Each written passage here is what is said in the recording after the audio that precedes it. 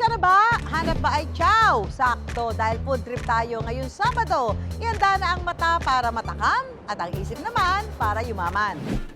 Tara na at magpahaba ng buhay sa pansitang ito sa Ortigas. Mala-live show ang pagluto at ang lasa. Consistent daw na masarap. Heavy bet. Pag pinuto ng bells masyado on cheese, sa bibig mes, scary. Napakasimple lang, authentic yung lasa, laging bagong luto, lalo na yung lechon kawali toppings. Okay naman po yung kita. Tutok ba sa pulang araw at mangha sa makalumang itsura nito? Puntahan ang restaurant na ito na 1950s ang theme mula dekorasyon hanggang pagkain. Feel ang time travel. Ang ganda ng place. Parang kakaiba dito sa Philippines, men. Kayang mag-sales ng restaurant. In a month, 500,000 and more. Wala na yung puhunan, sweldo. Craving for something sour and sweet? Sinantol is it. Sagot na ng mga negosyanteng ito ang ulam na inaasam mo. 300 lang talaga yung kapital ko noon. Sa isang buwan, kumikita na talaga kami ng 100 plus a month. Net na yun. Lahat na yan sa Pera Paraan. Sa gitna ng mga nagtataas ang gusali rito sa Ortigas, akalain mong may maliit na pwesto rito na puntirya raw ng mga empleyado? Ang kanilang order, pansit. Hindi ito instant, ha? Dahil niluluto nila ang pansit kada may o-order. Ang naglakas loob na magtinda ng pansit kahit na paliligiran ng daan-daang kainan, ang 49 years old na si Caroline Reyes. 2007 pa raw nang mag-umpisa silang magtinda ng pansit. 50,000 pesos ang naging puhunan ni Caroline. Naisipan namin pansit yung ibenta kasi sa ngayon, di ba, parang nauuso na yung mga pagkain na galing sa ibang bansa, yung mga Korean, ganyan, mga Sangyup. So parang naisip namin pansit para ma-preserve natin yung pagkain Pinoy. Mabigat na sa tiyan, mura pa, affordable. So talagang pasok sa masa. Dating crew sa isang fast food chain si Caroline. Doon ako nagkaroon ng idea about sa operation. So medyo, hindi na rin ako nag-adjust ng medyo malaki. Aminado siyang hindi naging madaling ipakilala ang produkto nila noong nag-uumpisa pa lang, lalo't simpleng pansit lang ito. Medyo challenging talaga yung area. Napapaligiran kami ng maraming mabibigat na kompetensya. Siguro tiwala lang kami dun sa produkto namin. Naniniwala kami na masarap siya, mura, na papatukin siya ng mga kliyente na within the area. Sa totoo lang, wala naman daw espesyal sa kanilang pansit. Napakasimple lang, authentic yung lasa, laging bagong luto, lalo na yung mga toppings namin, yung lechon kawali toppings. Bestseller ang kanilang Mickey Bihon. Mantakin yung 80 pesos lang kada serving ito.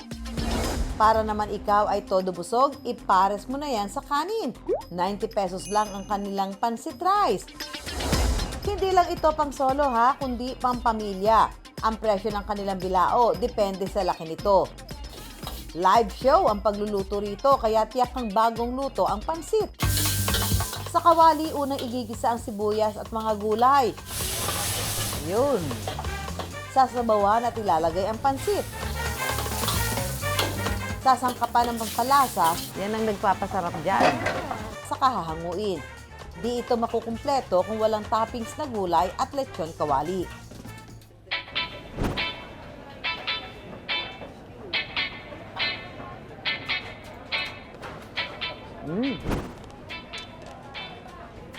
Pop, kasi alam niya, paborito ko pansit, lalo na bihon. Ito, pasado to. Lalo na pag may lechon, may lechon, may lechon, may lechon. Alam niyo bang isa ang pansit bihon sa kinilalang best street foods in Southeast Asia ngayong taon? Kaya naman ang ating guest, hindi lang niya sa Southeast Asia ipakikilala ang galing ng Pinoy, kundi sa buong mundo. Si Eva Le Queen, ang kaisa-isang drag queen sa buong Asia, nalalaban sa RuPaul's Drag Race Global All-Stars. That's life-changing. Susubukan ko ngayon tapatan ang galing niya sa batuhan ng jokes. So, eto na po ang challenge sa amin ni Eva Le Queen, bawal tumawa. At dahil ang ating topic is all about pansit, ang aming ibibigay ng mga linya ay may kaugnayan lahat sa pansit. Ano ang tawag sa pekeng pansit. Peking pansit? Ano? Edi, impasta.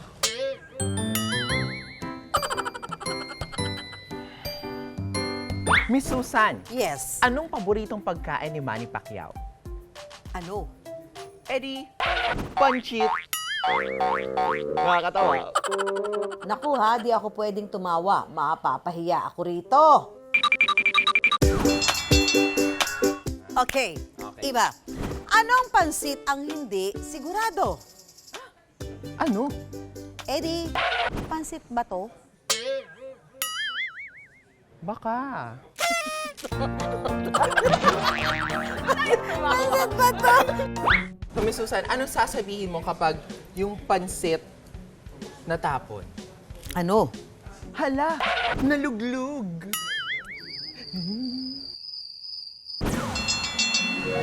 Ano ang tawag sa pansit na nakatapak ng balat ng saging? Ay, ang lalim naman nun. Ano yun? Eddie, noodle siya.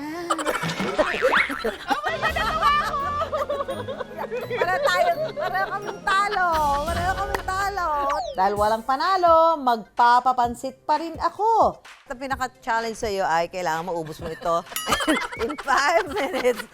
Kailangan ubusin? In 5 minutes, kailangan maubos mo ito. Uy, parang looks ano ha? Masarap. Kasi Masarap. comfort food ko talaga yung Pansit. pansit. Asa ka sa gusto mo sa pansit? Magulay. Mhm. Ako din. What can you say about the pansit? Masarap siya. Hindi siya sobrang alat. Yung noodles niya, al dente. Pa-ready ako ng microwavable, ha? Magsasharon tayo. Iba, husgahan mo ang pansit in your own words. Go! Yung chinang pansiteria, itekiwa, heavy bet. Heavy bet. Like, pag pinuto ng bells mo siya, onchi sa sa bibig mez, scary. Heavy bet. Nose na nose mo yung lasa ng pork china, gulay china, tsaka ng noodles china. Heavy bet. Heavy bet. Bet na bet talaga ang pansit na ito. Kaya naman, umaabot daw ng 60 orders ng bilao ang naibebenta nila kada araw. Ito na ang kasalukuyang branch ni na Caroline dahil daw ito sa pagiging consistent sa lasa ng kanilang pansit. Nakilala nila na masarap at mura. So, sa susunod, dapat ganun pa rin. Ganun pa Masarap pa rin rin. at mura siya. Kumusta kita? Awa po ng Diyos, okay naman po yung kita. Okay na okay. Okay na okay. Umaabot daw ng 5 digits ang kita nila kada buwan sa pwestong ito sa Ortigas. Sa lahat ng gagawin natin, bigyan natin yung best natin. Sa sarili natin, sa produkto natin. Sa negosyo, hindi po pwedeng patulog-tulog sa pansitan. Huwag matakot sumubok at mamuhunan ng lakas ng loob. Tiyak na ang asenso, garantisado. Ang 27-year-old Kapuso primetime princess na si Barbie Forteza, slaying the vintage look. Naroon na ang isip mo, kuya? Pagbuo ng pamilya? Aba! Napapanood bilang Adelina de la Cruz sa pinakabagong drama series ng GMA, Pulang Araw. Litaw na litaw ang kagandahan ng dalaga sa kanyang 1940s look sa serye. Kahit pa nga ang look ng Hollywood icon noong 1950s na si Marilyn Monroe, achieve na achieve rin ni Barbie. Slay! Katulad ni Barbie, gusto rin niyo bang i-channel ang inyong inner Marilyn Monroe? May napuntahan akong restaurant na swak sa 1950s theme.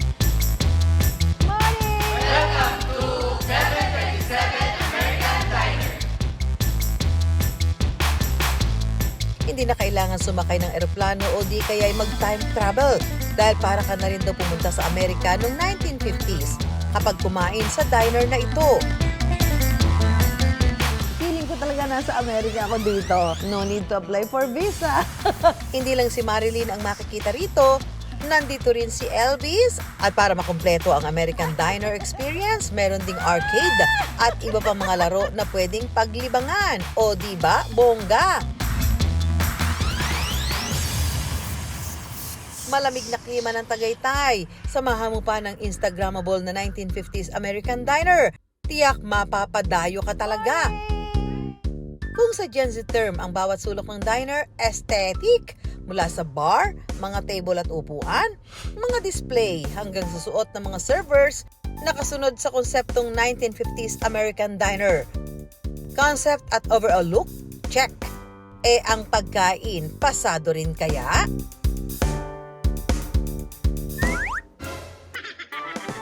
Bakit gano'n? Parang one month ako hindi kumain. Hindi ko alam kung unahin ko kainin. Big serving siya, big serving. So maganda to, kakain ka dito, may kasama ka, huwag kang mag-solo. Ang sasarap ng food nyo. Bakit ito yung naisipan mong team? Gusto po talaga namin mag-asawa. Yung ipa-feel, paano po yung dynamic sa Amerika. Kaya po yung ambience, yung serving size din po ng food. Para po talaga kayo nga sa Amerika. Talagang, oo. Luluto po tayo ngayon ng 727 signature cheeseburger namin. Patty namin is 100% pure beef. Tapos yung buns naman po namin is brioche buns po. Yung patty po natin, dapat po hindi siya frozen bago siya ilagay dito sa griddle. Depende po yung luto kung gaano yung doneness ng inyong patty. Pwede pong medium, pwede rin pong well done. Usually po tinatanong po yun ng server namin kung ano po yung gusto nila dun sa patty po nila. Kapag luto na ang patty, pwede nang i-assemble. Di kasya bibig ko. Di mga laki ng pati eh. May sibuyas, may...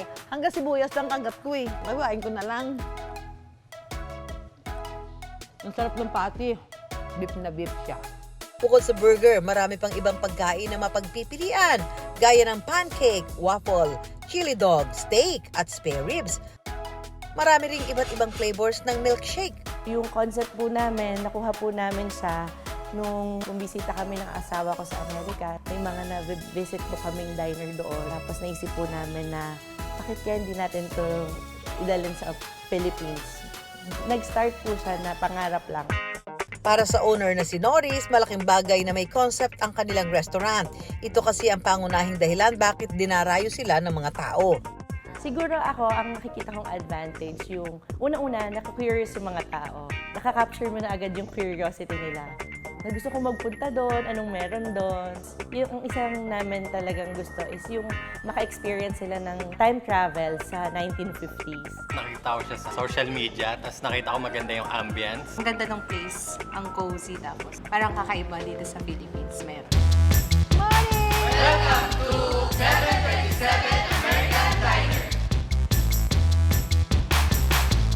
Hindi na kailangan sumakay ng eroplano o di kaya ay mag-time travel dahil para ka na rin daw pumunta sa Amerika noong 1950s kapag kumain sa diner na ito. Feeling ko talaga nasa Amerika ako dito. No need to apply for visa.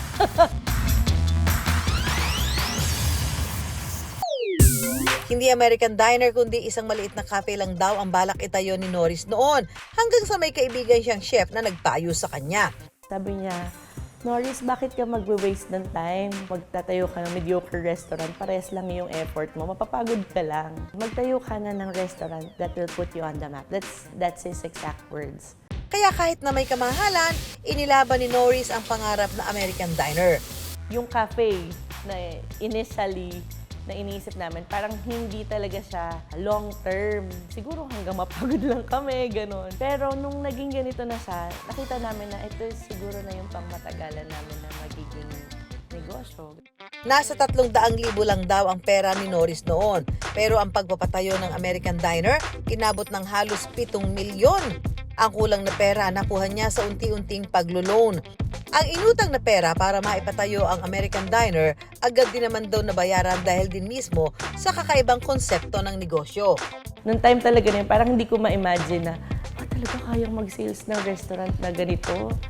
Isa-isang araw, 6 digits, gano'n. First time ko kasi nun sa restaurant. Hindi naman kami nasa Manila, kaya hindi ganun yung inisip kong reception ng tao.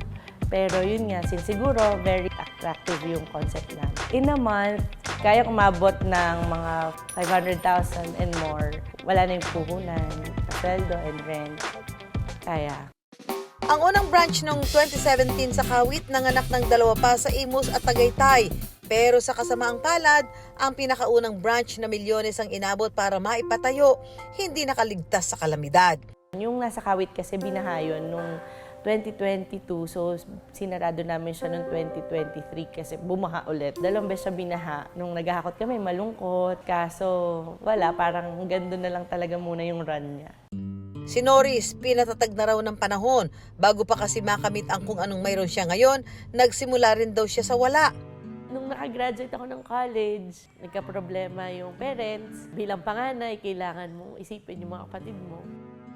Sa halip na magtrabaho bilang nurse, kinailangan niyang magpursigi para kumita ng mas malaki para matustusan ang pangangailangan ng mga kapatid.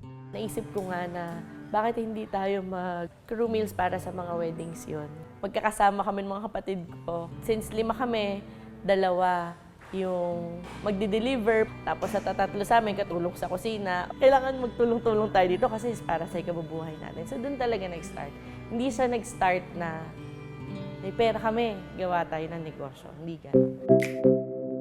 Pero ngayon, hindi na lang mga kapatid ang katuwang dahil ang negosyo niyang diner nakapagbibigay na ng trabaho sa 55 empleyado.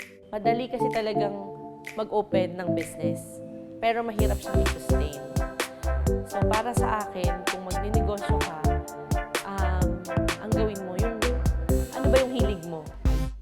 Ang mga negosyo sa kasalukuyan, pabonggahan ng labanan. Mas naiba, mas pinupuntahan.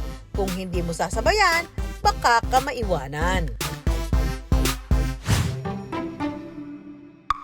Usapang santol naman tayo. Ano sa English ang santol? Santol, we're brother. Tama ba ako? Santol. Magbigay ng putahe na pwedeng gamitan ng santol. Sinigang, pwedeng sa kinamitan siya na isda. Pero online ang santol. Naging katakam-takam ng gawing ginataan. Ang leading man na si Richard Gomez na tinitilian ng karamihan, may sarili ng bersyon ng luto sa santol. We are going to cook sinantolan.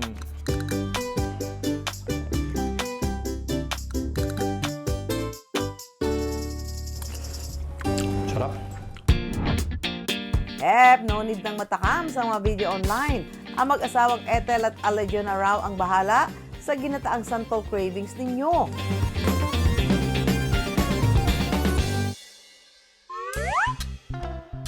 Ang simpleng paghahanap ni Ethel ng santol noon, naging daan para makaisip silang mag-asawa ng negosyo. Nung itatapon ko na yung balat, nang hinayang ako, parang ang sarap gawin ng sinantol, pero never pa ako nagluto ng sinantol.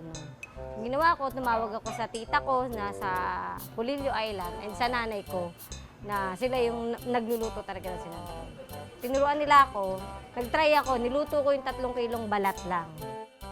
Sinubukan ni Ethel gumawa ng sarili niyang timpla. Pinatikim ko sa mga pinsan ko kasama ko sa bahay. Nung MACQ na, pwede nang pumasok, nagdala ako ng ilang peraso ng tab sa office. Nasarapan sila. So, nag-joke-joke lang din ako na magbenta kaya ako. Ang 1 kilo nun atas yung 50 pesos. So, nagluto ako ng 3 kilo. Parang gustong-gusto ko lang talagang nako-compliment na masarap ako magluto, ganon.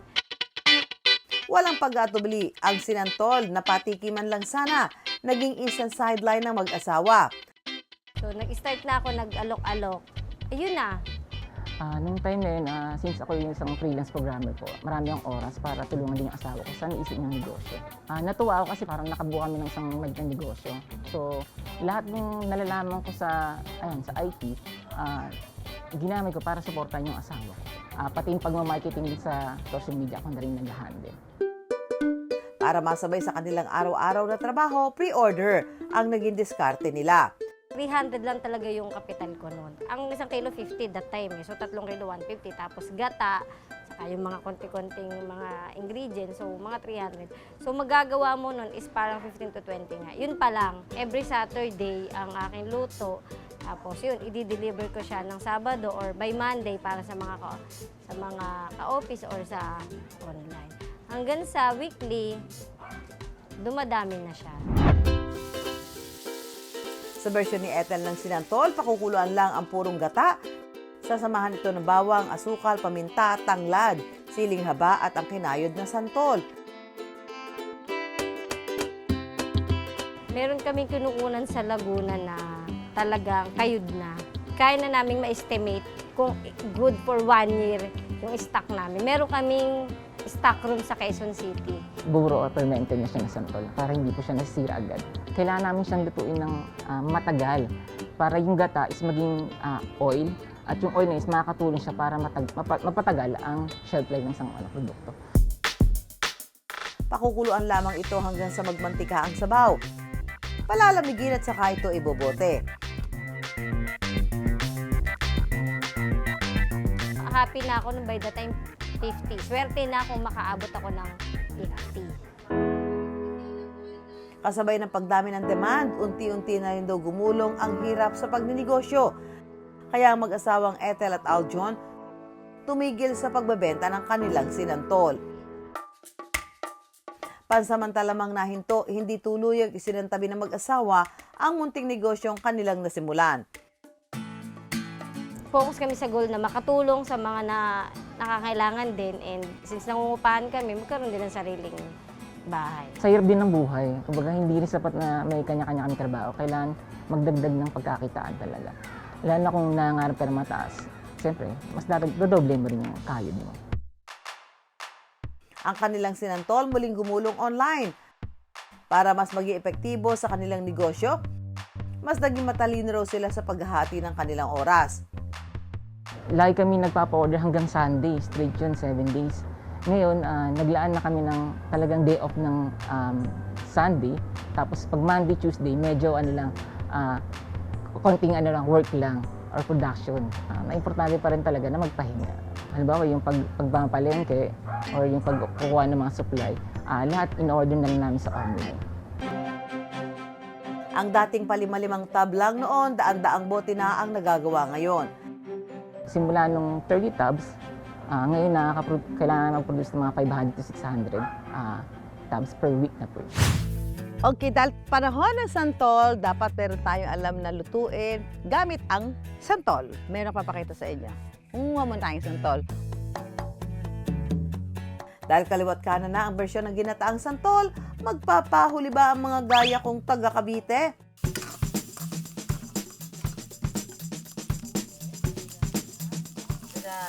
Ang hipon. Mas marami pa hipon sa santol. Sinantolang magastos.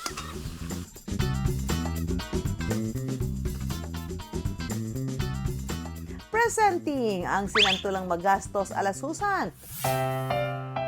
Maliban sa putahing nakakagana sa hapag ng kanilang pamilya, naging malaking bagay kay Ethel at Aljon na makabuo sila ng negosyo. Nakatulong siya sa pagpapagawa namin ng bahay din po. Sa isang buwan, kumikita na talaga kami ng 100 plus. Siguro 90 to 100k a month. Net na yun. 170 naman ang isang bote ng kanilang santol. Ang diskarte raw para sa tuloy-tuloy na gulong ng negosyo? Kahit kumikita na tayo siguro sa sinasabi nating sa day job, hindi lang natatapos doon. So, kung meron pa tayo nakikitang opportunity outside work, outside day job, i-grab natin. Kasi madami pa tayong matutuklasan sa sarili natin. Pag malaki ang support system mo, kahit mag-asawa o kapatid mo o pamilya mo, yun, magtatagumpay kayo. Dahil pabonggahan ng labanan sa negosyo ngayon, tinodo ni Norris ang aesthetic ng kanyang resto at maging ang mga pagkain, big serving, kaya naman ang kanyang diner, dinarayo. Simpleng pansit na lagi masarap, yan daw ang naging bentahe ng produkto ni Caroline, kaya naman nakilala, pinipilahan at naging susi sa kanyang mga pangarap. Nagtatrabaho na at nagnenegosyo pa. Time management daw ang naging solusyon ni Ethel at Aljon para maging successful sa trabaho at negosyo. Kaya bago man ang halian, business ideas muna ang aming pantakam. Laging tandaan, pera lang yan, kayang-kayang gawa ng paraan. Samahan nyo kami tuwing Sabado alas 11:15 ng umaga dito sa GMA. Ako po si Susan Enriquez para sa Pera Paraan.